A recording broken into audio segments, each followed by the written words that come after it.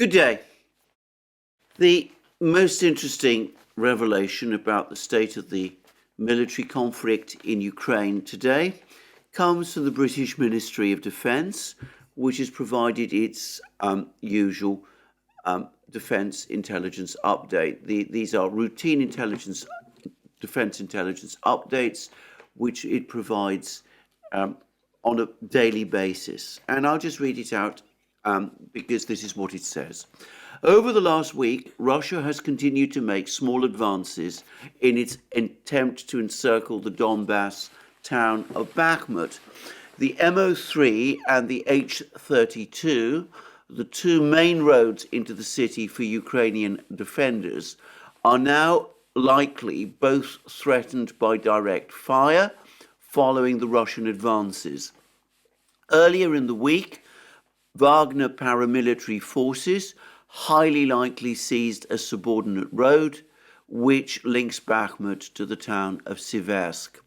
Whilst multiple alternative cross-country supply routes remain available to Ukrainian forces, Bakhmut is increasingly isolated. Now, alternative cross-country supply routes suggests supplying Bakhmut across open fields.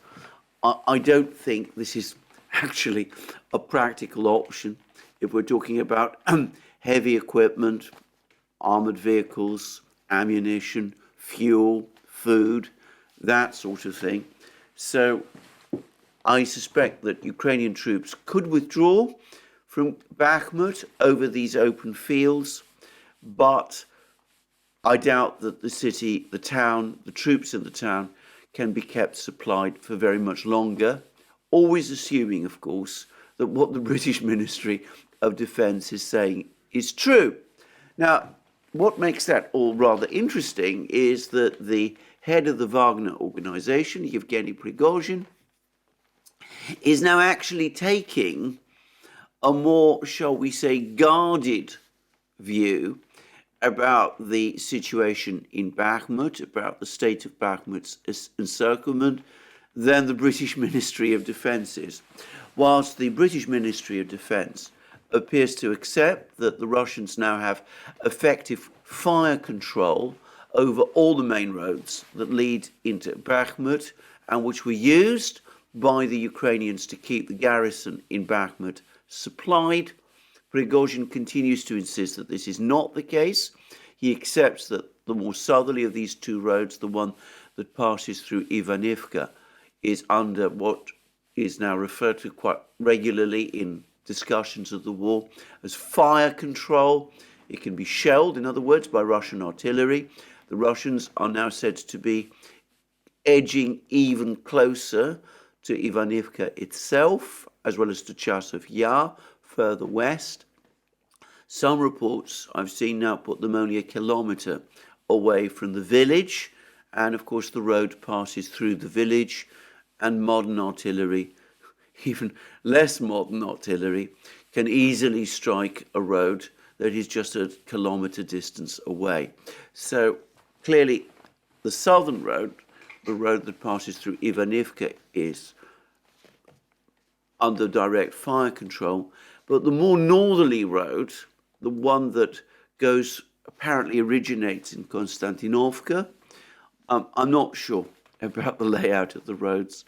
Well, that road, Prigozhin continues to insist that the Ukrainians can continue to use, and he appears to feel that it will only come under full fire control, Russian fire control, once the two villages of Krasnaya Gora and Paraskovyevke are brought under Russian control, with fighting going on still in both places.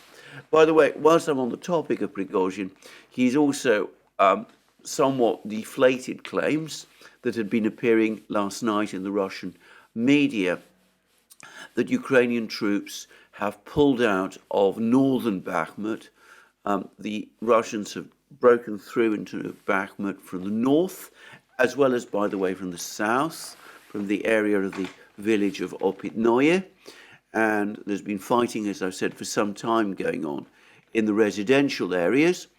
But last night there were reports that the Ukrainians had been pushed back from the residential areas of northern Bakhmut, that they've been pushed towards the center of the town, with the impression being given increasingly that only parts of the town can now be said to be in Ukrainian control, as opposed to the situation, say, a couple of days ago, when the Ukrainians were still in overall control of the town, even if the Russians occupied parts of it. I'm choosing my words a little carefully there, but I think you get the overall gist of the point I'm trying to make. Well, Prigozhin has denied this. He's come out and said that there's no sign of any Ukrainian retreat from any part of Bakhmut. Ukrainian troops continue to put up a heavy resistance in every building, every street. Everyone has to be fought for. The Russians are pushing forward, as he says, but they're still meeting intense resistance as they do. Now, I come back to my previous observations about Prigozhin. He likes to deny that something has happened just before it happens.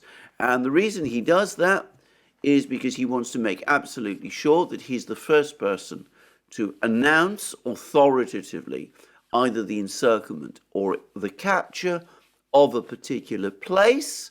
And when that happens, he wants to make sure that it is his own Wagner organization that gets what he considers to be the right share of the credit.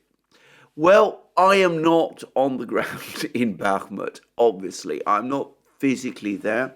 I don't know exactly what is going on in Bakhmut. I'm seeing this accumulation of reports, including, by the way, a very, very sad one from a Ukrainian soldier who gave an interview on a Ukrainian chat to a Ukrainian journalist, and describing the nature of the fighting in Bakhmut, and said that an untrained soldier thrown into the fight in Bakhmut has a life expectancy of 4 hours. Now, that's what this Ukrainian soldier is reported to have said. Obviously, I don't know whether that is true or not. It might be an exaggeration. I don't know how this particular soldier has that kind of information. I don't know whether he keeps a time on the life expectancy of the soldiers all around him. Perhaps we shouldn't take it too literally. But anyway, the point that he's making must surely be a valid one, that Ukraine is suffering very heavy losses indeed in Bakhmut, trying to hold Bakhmut, what President Zelensky still insisted it will do, defend Bakhmut, well, maybe not to the last man, but as Zelensky said, up to the point when they can no longer do so. And this soldier has just given us some idea of the price that is being paid for this, a price which, let me say again, I don't very much understand. Now, a couple of weeks ago, about a month ago, seems much longer now, but short time ago anyway, I remember just before Soledar fell, a Ukrainian soldier in Soledar was interviewed by, I believe, of all agencies, CNN. It was over a telephone line, and he accepted that Soledar was about to fall, even though at the time he was still insisting, as was, by the way, the case, that there were still some Ukrainian holdouts fighting on in Soledar.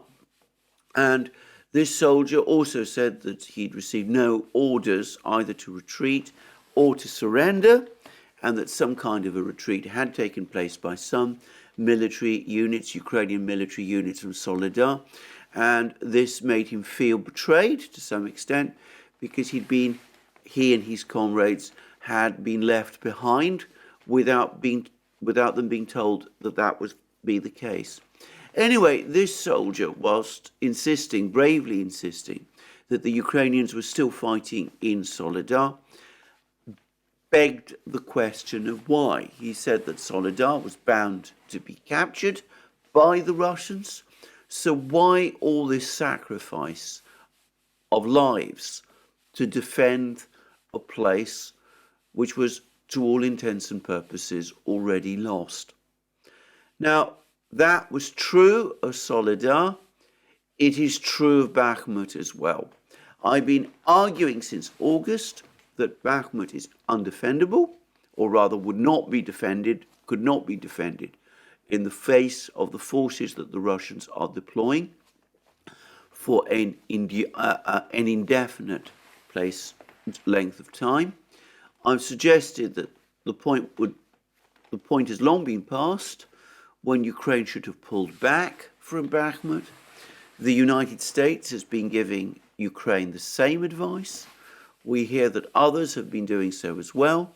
The BND, the German intelligence agency, has come forward and informed the Bundestag that they're worried about the price Ukraine is paying to defend Bakhmut.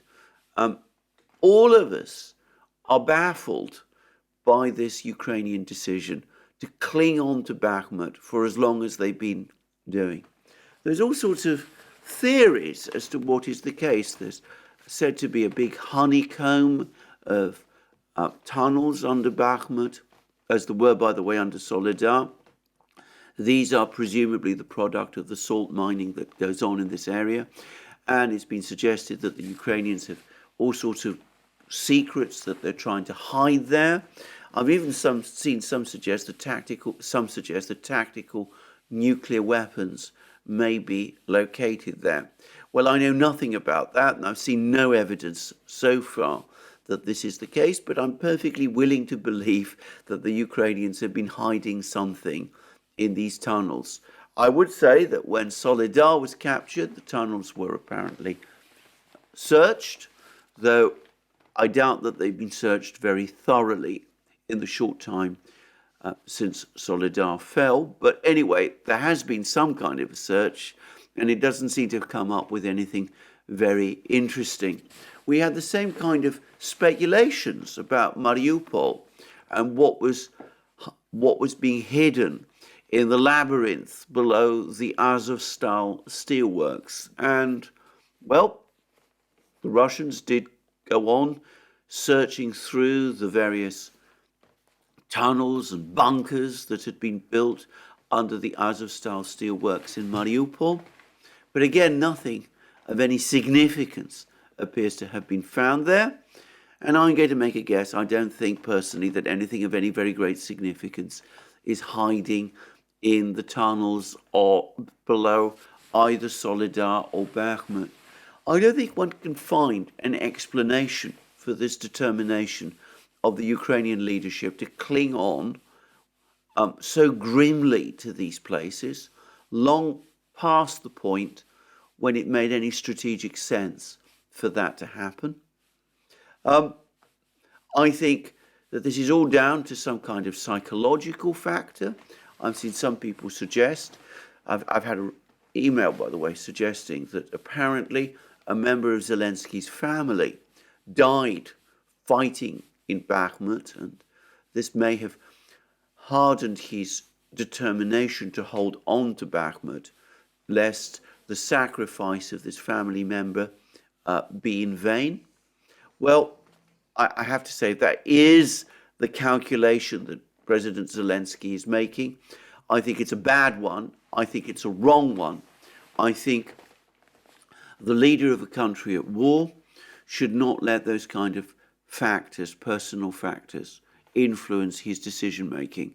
But there we are. There may be all kinds of reasons, or it could be connected with internal Ukrainian politics, and we're going to come to those fairly soon.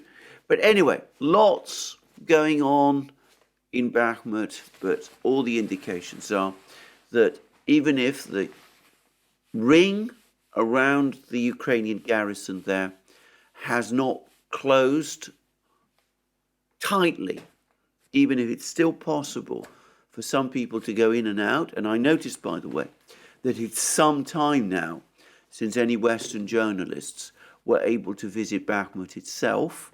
The one nearest to the fighting that I know of, Roland Oliphant, seems to be some distance away in Chasov Yar, which, by the way, he is reporting that most of the civilian population is leaving. They fully expect that there will be a battle in Chasov Yar very soon.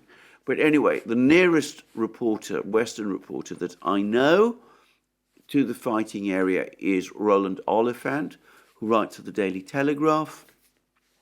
And I noticed that he has not himself been to Bakhmut at any point over the last week, 2 weeks or so.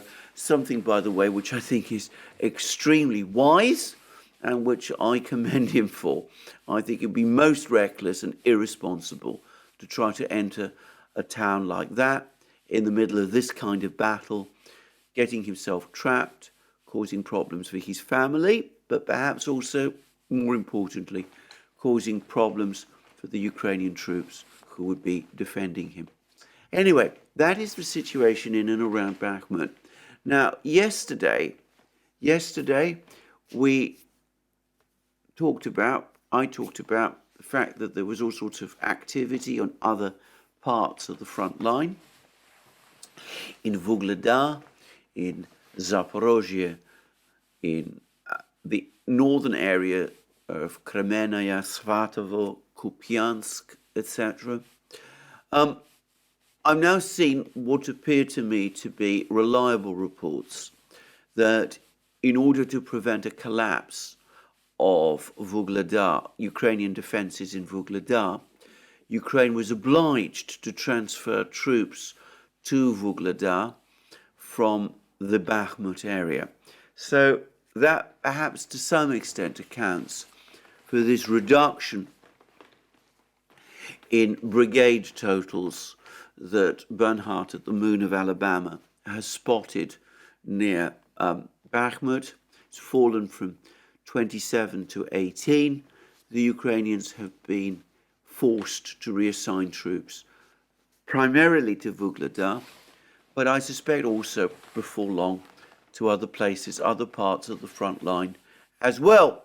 And I'm going to quickly say that, in my opinion, if the ring around Bakhmut isn't yet tight, isn't yet fully sealed, within the next couple of days it will be.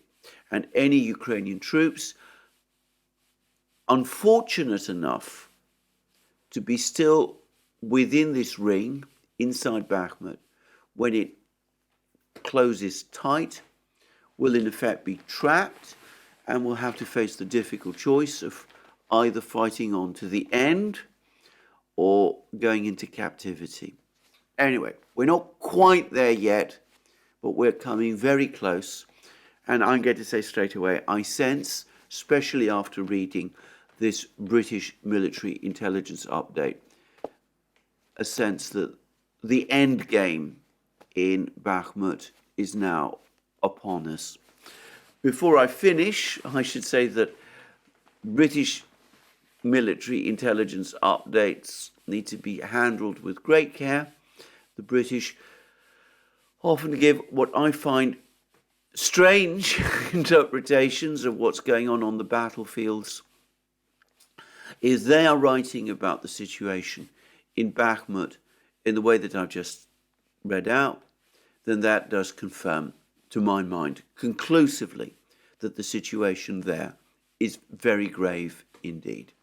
Anyway, to move on, lots of speculation now about where the big Russian offensive, the spring offensive, is coming. And I'm going to go back, first of all, to Roland Oliphant, because, as I said, we have fundamental disagreements about this conflict. That is indisputably the case, but he has been, when he's on the front line, a reasonably reliable reporter of the state of the battle. And he's written an interesting article in the Daily Telegraph. I'm not going to read it. It's behind a paywall, and it's rather long. But anyway, he's written an interesting article discussing where this Russian spring offensive might focus upon, what part of the battlefronts the Russians might attack from. And he suggests that perhaps Svatovo, Kremenaya is a possibility, or the eastern Donbass, presumably exploiting the advantages created by the fall of Bakhmut. Or it could be around Sumy, closer to Kiev. And after all, General Zaluzhny was talking a few weeks ago about a potential threat to Kiev. But then, of course, we mustn't overlook the possibility of an advance from the south as well. And there are large numbers of Russian troops there, and this is apparently ideal tank country. So, the spring offensive, the Russian spring offensive, alternatively may come from the north, the east, or the south. I don't think we've learnt very much from that. And the Institute for the Study of War has provided a similarly, I think, vague discussion of where this spring offensive will come from.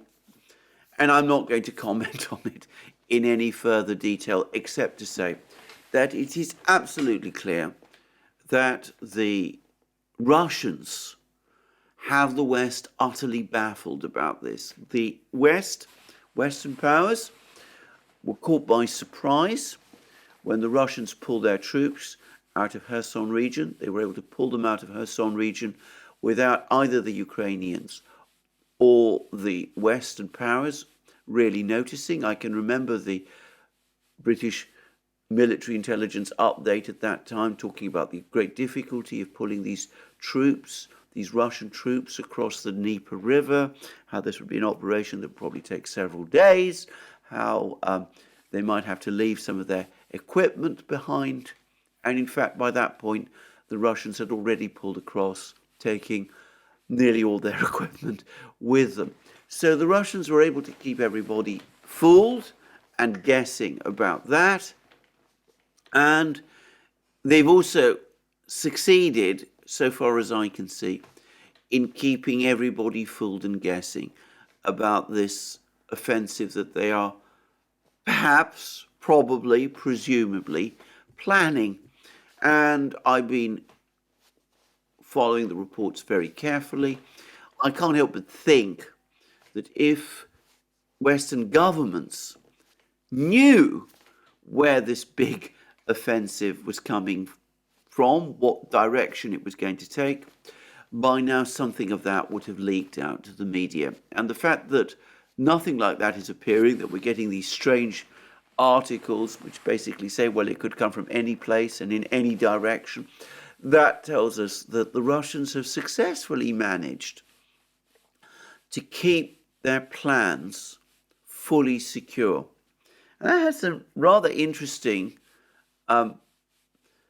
pointers, because it suggests that the Russians have an extremely effective control over their secrets and their secret discussions, because I'm sure there's been a lot of planning and discussions there.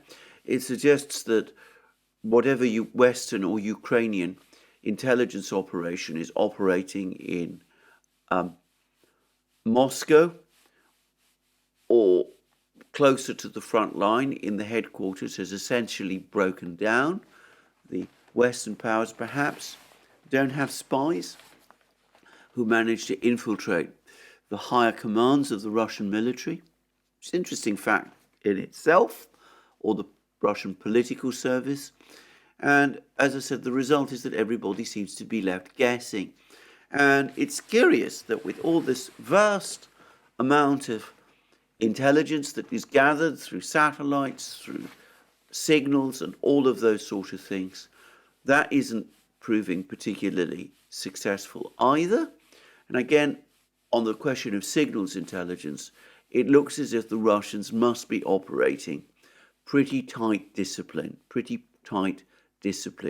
in terms of their signals, and presumably many of their signals are coded, and it looks as if, again, the West, the Ukrainians, haven't been able fully to break the codes.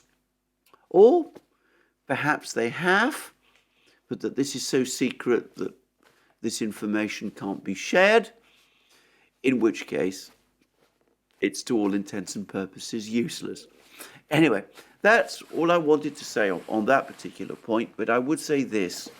Whatever the Russians are planning to do, I do think that the fighting in Vuhledar is for real. Ukraine has redeployed significant forces to Vuhledar, which shows how important this relatively small town is for Ukrainian defenses in southern Donbass.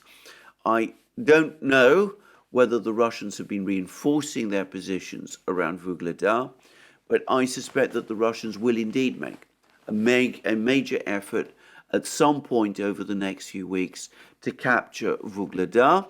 And for what it is worth, British intelligence seems to think the same thing, that Vuhledar is a real serious target for the Russian military. Further north, the Russians are continuing to press forward in the Svatovo, Kremenaya, Kupiansk, Liman area. They seem to be generally continuing to advance in this area. But the big Russian forces that are known to be located in this area, the big tank armies equipped with their T-90M tanks and all of that, they've not yet been committed to the battle. So it suggests that the Russians are continuing to shape the battlefield in this area, and one wonders to what end and for what purpose.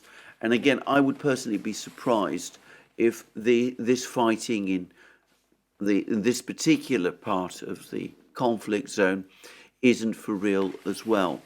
It should be said that when the Russians pulled back across the Dnieper River from western Kherson region, abandoning Kherson city, they were able to stabilize the front lines in Kherson region. The river, the Dnieper River, provides an enormously strong barrier. The Russians have built up a layered fortification system on the east bank of the Dnieper River.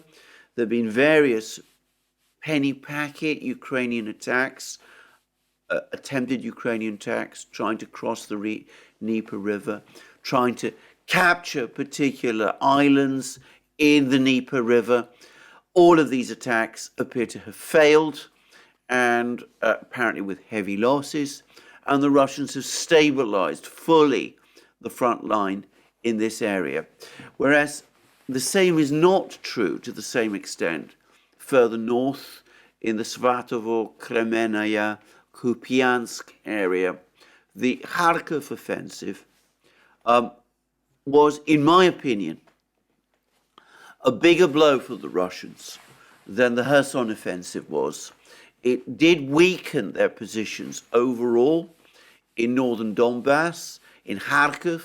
It's exposed Belgorod region in Russia to more attacks, and Putin had a meeting of his Security Council to discuss, so far as one can tell, precisely this issue just the other day. So I would have thought that the Russians regaining ground in this area where they lost ground in Ukraine's successful Kharkov counteroffensive of the autumn, regaining ground here is probably important for them. And at the very least, I think that we will see some kind of Russian push to try to push the Ukrainians back across the Oskol River.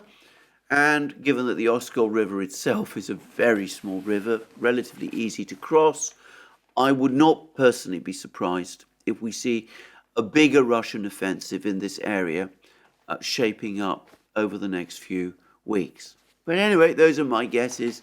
But since everybody's guessing, so far as I can see, I don't see why I can't add mine. Anyway, I'm now going to discuss briefly the situation with military deliveries. And I should say somebody didn't particularly like my comments about tanks and air support, even though they were supported by articles I've read in the media in the West, especially in the British media. And this person particularly took issue with me about the scale of the Turkish Air Force. He said that the Turkish Air Force was small. There was a small, relatively small Air Force operating clapped out old F-16 fighter jets. Now, about the second, I can't say. I don't know how advanced or modern Turkey's fighter jets actually are. But according to open reports, Turkey has or fields a force of 270 F-16s of various variants, of which 86 are said to be of the D variant, whatever that means. Now that looks to me like a big air force, and I'm not claiming that, I'm not making direct comparisons in terms of capabilities, but for the sake of comparison, Britain, the Royal Air Force has 101 Typhoon fighter jets and 29 F-35B Lightning fighter jets, and the German Air Force has 141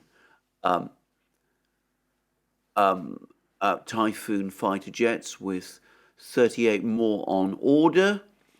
So, and apparently there's also 35 more on order. So, though I have no doubt at all that the German and British Air Forces are more modern, more up-to-date, use better, more advanced fighter jets, perhaps have better pilots, though I wouldn't say that for sure. It does seem to me that with 270 F-16s, Turkey at the moment is operating more fighter jets than either Britain or Germany. And while, as I said, I'm not making direct comparisons, all I will say is I can't see that it is a small air force, that the Turkish Air Force is small. Anyway, I just wanted to make that point. Let's move on to the really important issue, because it's now becoming apparent that there are more and more problems with the tank deliveries. Germany has committed itself to supplying 14, very much over the opposition of the Bundeswehr, the German military. It made that delivery under enormous pressure from its various allies, Britain, France, the other European countries. Chancellor Scholz didn't want to supply Ukraine with tanks, but was pushed into doing it, partly by all this external pressure, partly because of pressure within his own government from the Green leaders, from Annalena Baerbock and Robert Habeck. And so he reluctantly agreed to this delivery, and the delivery duly took place. And he then made a speech in which he said that the Germans, the Europeans, had agreed to create 2 battalions of tanks in Ukraine, provide Ukraine with 2 battalions worth of tanks, around 88 tanks in total, at least 88 Leopard 2 tanks. As I said, I've never understood where the British Challengers fit into this picture.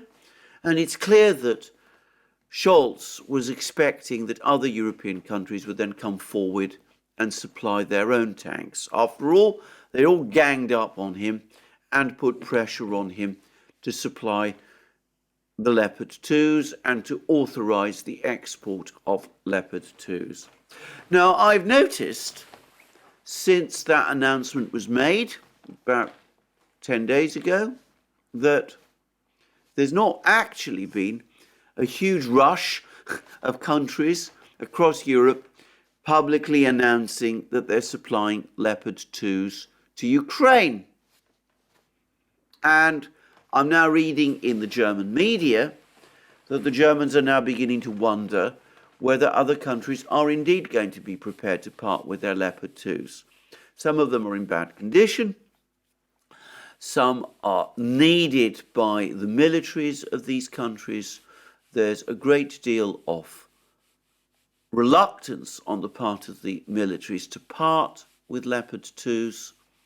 And so far, the pledges to supply Leopard 2s to Ukraine from the other European countries have been few and far between. Greece, of course, has categorically ruled out any idea that it will supply tanks to Ukraine, and it is one of the big users of the Leopard 2.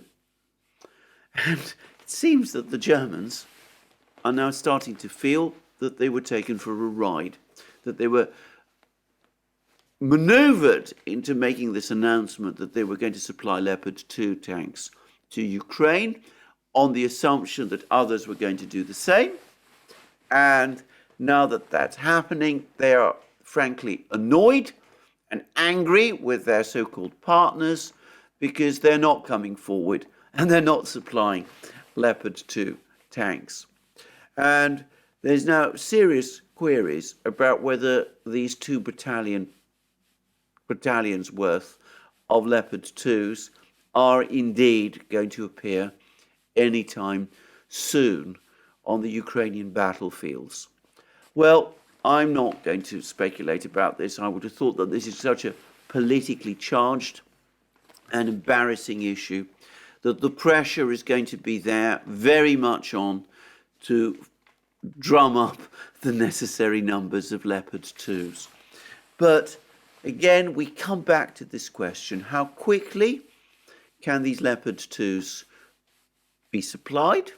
If they're supplied in dribs and drabs, then the temptation for Ukraine to use them in dribs and drabs will be almost irresistible, given the scale of the Russian forces that are now deployed.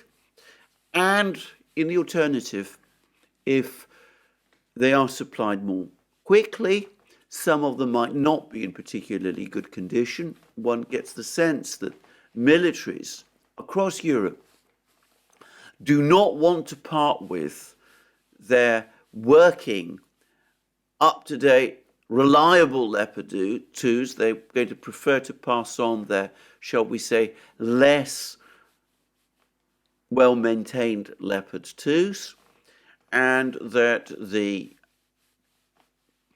Leopard 2s that Ukraine will not therefore be in particularly good condition.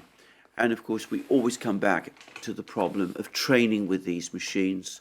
It may not be possible to do that to anything like the level necessary or needed to enable these Ukrainian forces to operate these Leopard 2s effectively on the battlefields. Well, we're already seeing problems, therefore, and I've just seen another complaint from a high military British official. He says that if Britain found itself in a shooting war with the Russians, Britain would run out of shells in a day. In other words, it would not be able to sustain for any length of time the level of combat that Ukraine has had to sustain. It would run out of shells within a day. And he suggested that in order to bring the British Army up to strength, the British government needs to allocate £3 billion a year over a 10-year period. It would take 10 years to modernise the British Army, to bring it back up to strength and up to date, and that would require a commitment of £3 billion each year at a time when Britain's public finances are under extreme stress. Maybe it will happen. To be frank, I question whether it will, but perhaps the bigger point that's being made is with the British military so depleted, with the German military so depleted, with European military so depleted, is it really practical? Is it really rational to go on shipping whatever weapon systems are available to Ukraine? And the Ukrainians are now talking increasingly about the enormous forces that are being built up and gathered by the Russians against them. Alexei Arestovich, Zelensky's former spin doctor, who was sacked about 2 weeks ago, he's now issued another bleak comment. He says that the forces that the Russians are gathering are on a scale that Ukraine has never faced before at any point in this war, that the Ukrainians will for the first time be outnumbered on the battlefields. An interesting admission, by the way, because at one time the Ukrainians were saying that their forces numbered 700,000 men in total, whereas the highest number I've seen given for the total Russian forces, Russian Wagner Group, Chechens, Donetsk, Donbass militia, is 550,000. So if it is indeed the case that the Russians will shortly outnumber the Ukrainians on the battlefields, well, then one does wonder how high Ukrainian casualties are. It's an old story. I'm not going to return to that further. I discussed it at length yesterday.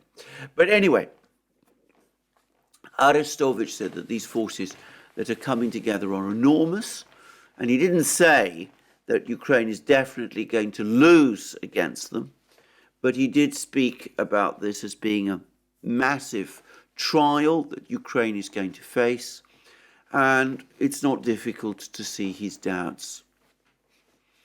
And all of this is happening whilst the political turmoil in Ukraine continues. There's been suggestions that the defense minister, Alexander Reznikov, is about to be sacked. The Rada, the Ukrainian parliament, is apparently in active discussions about this, and a MP from Zelensky's party, which I think I'm right in saying is the only party now still represented in the Rada. Most of the others have been dissolved or abolished or whatever. Anyway, he's come forward and suggested that the person who will replace Reznikov is Kirill Budanov, who is the head of Ukraine's military intelligence. He's been very active and very visible lately, and in our various programs, Alex Christoforou and I on the Duran have been speculating that he is indeed maneuvering for some high position, and Defense Minister looks like it could be the one, the immediate one. Anyway, we shall see. So lots of problems in Ukraine, perhaps more problems with the tanks that are supposed to be coming from the West. And I still insist on the points I made yesterday about the enormous difficulties of supplying Ukraine with F-16 fighter jets and of the difficulty of operating these tanks on Ukrainian battlefields without the necessary air cover. It's been widely commented upon in Western media, and I've no reason to doubt that it's true. But let's move on and look at the other side of the hill, what's going on amongst the Russians, because there's been more and more comments about levels of Russian arms production.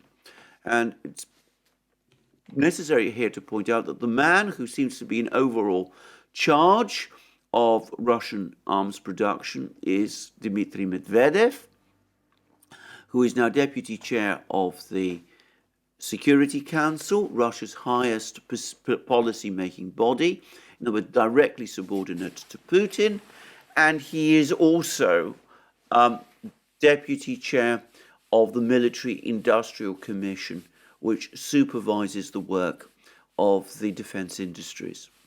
Now, he's been making all kinds of claims recently that Russia is increasing its production of weapons, and I'm starting to get some reports that seem to confirm this, so that I've just seen a report that production of Lobayev sniper rifles has apparently increased by multiple fold.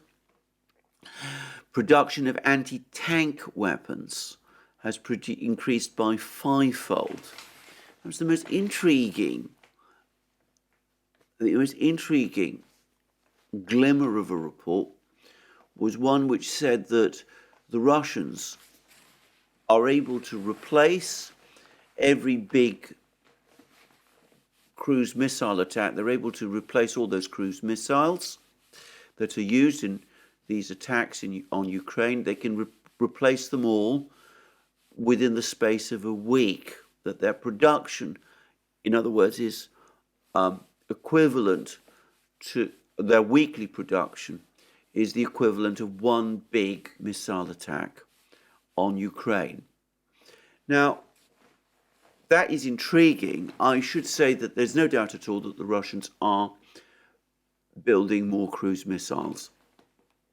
I read a report the other day that there's been an examination of the debris of one of these cruise missiles, a recently launched KH-101, and this is a report in the Western media, and it appeared to confirm that this particular missile had received modifications to make it more stealthy and to maneuver more effectively in order to bypass Ukrainian air defenses. So we can see that the Russians are updating their weapon systems all the time, and that must of course mean that they're drawing on weapon systems not from existing stockpiles but from new production. But if it is indeed the case that the Russians are able to replace all their missiles, all the missiles that they expend on a big strike in Ukraine within a week, then that does beg some questions as to how many missiles the Russians are producing. Because what is a big missile strike? Now, these can vary, as I've noticed, between around 20-25 missiles in a single strike, but there have been some strikes where the number has been higher, up to 80 or even 90. Now, if we're talking about replacing all the missiles used in a missile strike of, say, 20 missiles over the course of a week, then that would mean that Russia is producing 20 missiles a week, say 80 missiles a month, which is actually a lot of missiles, a lot of cruise missiles. But of course, if they're producing in a week the equivalent of an 80 missile strike, then that increases dramatically, and we're looking at over 300 missiles being made in a month. Either way, it's a lot of missiles, but if it's 300, well, the situation is not going to be good for Ukraine. It could be that the Russians, in fact, are not only making missiles, but might even be stockpiling them. I don't think it's 300 missiles or anything close to that, not at this stage of the war. But for the record, I think Russia does have the capacity to build as many as 300 missiles a month, but I suspect that that would require considerable reorganization of the production base and extensions of the production base and investments, all of which, for all I know, are actually happening.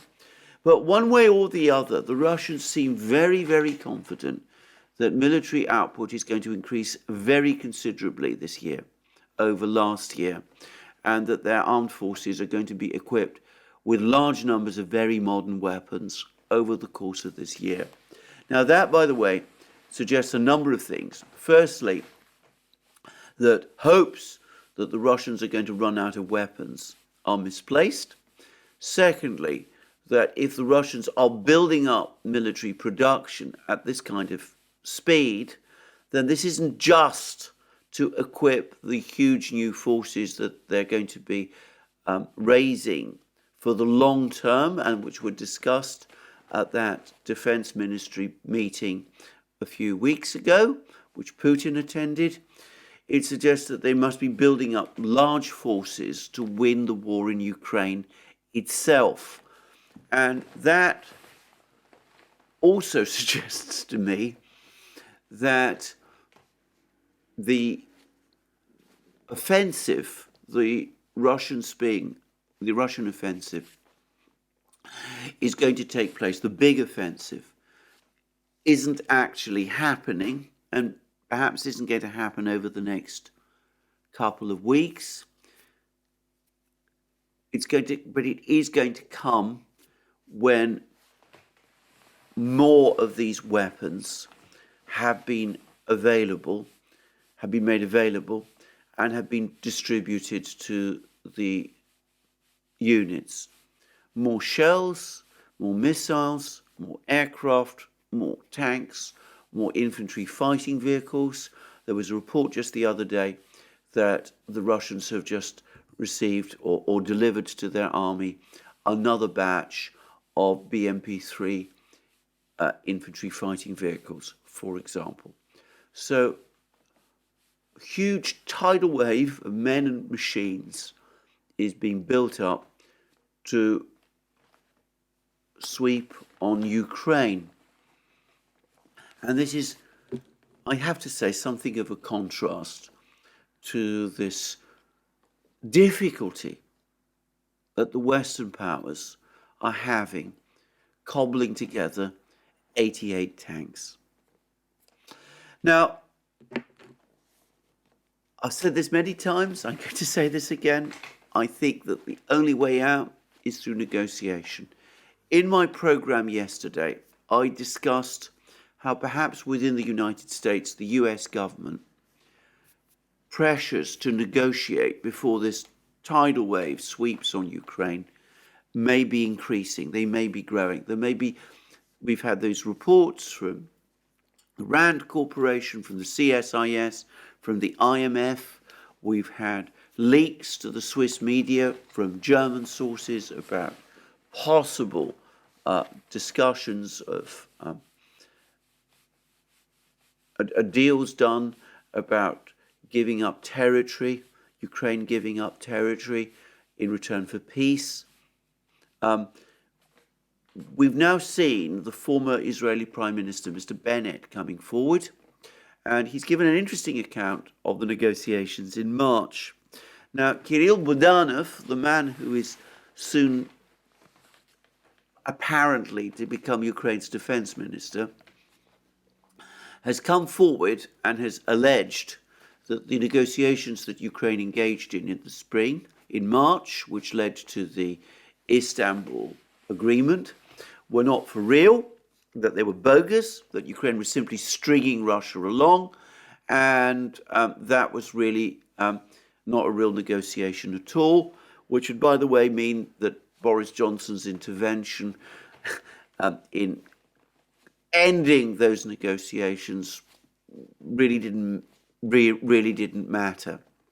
I'm a little skeptical about this. If they were just an exercise in stringing the Russians along, why was Johnson and the British and some people apparently in the United States so concerned about them? But put that aside, Bennett, it seems to me, is also calling into question the whole theory that these negotiations were phony. He says that he was initially contacted by Zelensky, that it was Zelensky who played the leading role in getting the negotiations up and running, that Bennett then spoke to Putin, and gained from Putin an assurance that Zelensky himself would not be targeted for attack, which is what has enabled Zelensky to move around Kiev, feeling relatively safe ever since. And Bennett says that the negotiations were essentially moving towards success, but again he says it was outside parties, third parties, which basically brought those negotiations to a stop. And I have to say, I still believe, this is my own personal view, that Johnson did play a decisive role in short-circuiting whatever negotiation was agreed or seemed to be about to be agreed at that time. Having said that, the fact that Budanov is now a rising figure in Ukraine, that he's been talked about as the defense minister, that he's going around saying that the negotiations in March were not for real, is inevitably going to make the Russians think, if he is appointed defense minister, that negotiations with Ukraine are a pointless exercise. Because with Budanov coming along and saying, well, those negotiations back in March, they weren't really intended to lead anywhere. They were just an exercise in stringing the Russians along, getting the Russians to slow down their offensive, persuading them to pull back from Kiev. It was really a ruse and a trick. Well, the Russians might say, well, that's what the intelligence chief is saying, so perhaps we don't pay too much attention to it. But when that same intelligence chief is promoted to defense minister, well, they're going to say to themselves, well, clearly, if we're going to get any proposal from Ukraine for renewed negotiations, Ukraine is not really serious about them. So I'm just making this point because I predict that if there is a move now for serious negotiations from Washington, these are going to now run into major problems in Kiev, which might not have existed in the spring. People like Budanov have got a lot more powerful over the course of this year, and they seem to be gradually gaining their hands on some of the levers of power. Well, we shall see. Anyway, in the meantime, I think putting aside Ukrainian events, and as I said, we do now seem to be in the end game where Bakhmut is concerned. Let's just talk briefly about this balloon that the Chinese sent floating over the United States. Now, this has caused enormous outrage in the United States, perhaps understandably, but I'm going to say this first of all. Firstly, this isn't the first time things like this have happened. I've not seen it widely commented upon, but in the 1960s and 1970s, the United States regularly sent what it claimed were weather balloons over the Soviet Union. Like this Chinese balloon, these balloons floated at extremely high altitudes, beyond the reach of fighter jets, or most fighter jets, certainly of that period, and beyond the reach of surface-to-air missiles. And again, like this Chinese balloon, those US balloons that floated over the Soviet Union at that time were very difficult to shoot down. They were not just at very high altitudes, but they were a difficult target to lock onto. They're mainly air, after all, or at least gas, and it wasn't particularly easy for the Russians to shoot these things down. And the Russians did complain about them to the US, and the US told the Russians what the Chinese are telling the Americans now. These are just the weather balloons. They're not really intended to spy on you. Whereas, of course, the Russians at that time, the Soviets at that time, thought that they were indeed intended to spy on them. And the Soviets took this all so seriously that they actually commissioned one of their aircraft design bureaus, led by a man called Myasichev, to develop a particular type of very high altitude aircraft, fighter aircraft, well, not fighter aircraft, but anyway, aircraft. Looks a little bit like an American U-2, and it was for a while assumed to be an a Soviet-style U-2, a very high-altitude surveillance aircraft. But in fact, it was designed to carry some kind of automatic cannon for these very, very high altitudes so that it could shoot down these balloons. So this is quite a problem for the Soviets then. And of course, the US has discovered what a problem these balloons are now. And I'm going to say that there's been a lot of criticism of the US military for its difficulty in shooting down this particular Chinese balloon.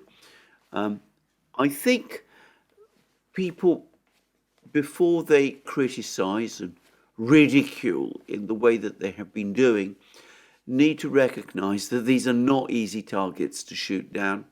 And the US has finally managed to shoot this particular balloon down, and it's been a difficult thing to do. And the difficulties should not be underestimated. But putting all that aside, what was the purpose of this balloon? Was it really intended to conduct surveillance of the United States? Was it perhaps a weather balloon? Why did the Chinese fly a balloon like this over the United States, or was it just a balloon that flew off course? Well, I don't know the answers to these questions. I've read various reports now which say that balloons like this might have been useful as surveillance tools in the 1960s and 1970s, but satellite technology has now advanced to much higher levels, and that balloons like this offer no advantages over satellites which operate in orbit and can operate much more effectively and far more safely to keep what is going on the ground, to keep under observation what is going on the ground. So, given that China does have satellites, and I'm fairly certain very advanced satellites indeed, the only assumption I can make is that either this balloon was indeed a weather balloon that, lost its moorings and flew over the United States by chance, or alternatively, it was intended as some kind of provocation, or if you like, some kind of signal to the Americans. After all, the Chinese have had to stomach quite a lot from the Americans recently. We've had visits by Nancy Pelosi to Taiwan. We've had visits by other US Congress people to Taiwan. We've had all sorts of murmurings and mutterings from the United States about Taiwan. There's been all sorts of commentaries in the media in the United States about the imminent threat from China. It would not be entirely surprising. It would not surprise me if the Chinese, tough-minded and calculating people though they are, decided that, well, let's send a balloon flying over the United States, cause the Americans to feel the same sort of anger and injured pride that we felt when they sent Pelosi to Taiwan. I mean, that's a guess or a speculation, if you like, but I do wonder whether that might have been partly what this was all about. Yesterday, I touched on the other theory that I've seen floating around, which is that this was all intended to either humiliate Blinken, if Blinken continued with his trip to China and met the Chinese officials in Beijing, even as this balloon was floating above the United States, or to cause Blinken to call the visit to China off. And of course that might have been the case as well. All of this, of course, assumes that the Chinese did deliberately send this balloon over the United States. But put all this aside, the key point surely is that this whole episode of the balloon has once again demonstrated the extent to which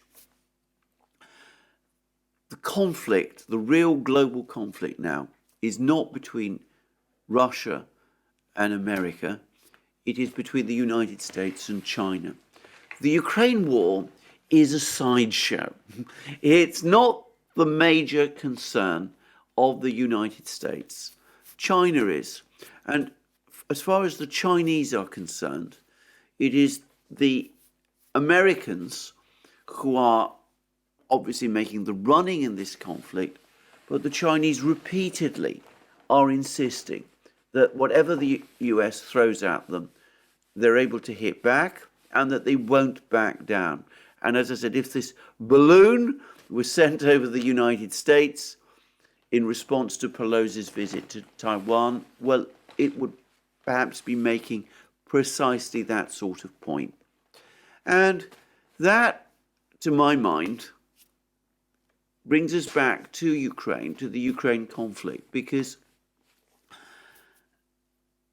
for the United States, the conflict in Ukraine is a diversion. They've not succeeded in whatever it was that they were going to do, and they're facing a potential debacle there. For the Chinese, it is a distraction of the Americans, and it's actually in their interests, as I've discussed previously, to keep it going. Note that even as the United States shoots down this balloon, even as Blinken calls off his trip to Beijing, even as the two countries, the United States and China, seem to be preparing to fight each other, we're getting more and more confirmation from the Russians, including a discussion about this on TASS, that Xi Jinping will soon be in Moscow. That's where I end today. Thank you very much for joining me today for this program. More from me soon. Remember, you can find us on other platforms, Locals, Rumble, ODYSEE, BitChute, Telegram, and Rockfin. Remember, you can support us via Patreon and Subscribestar. You can go to our shop and buy the amazing things that you will find there. And last but not least, if you've liked this video, please remember to tick the like button and check your subscription to this channel. Thank you again. More from me soon.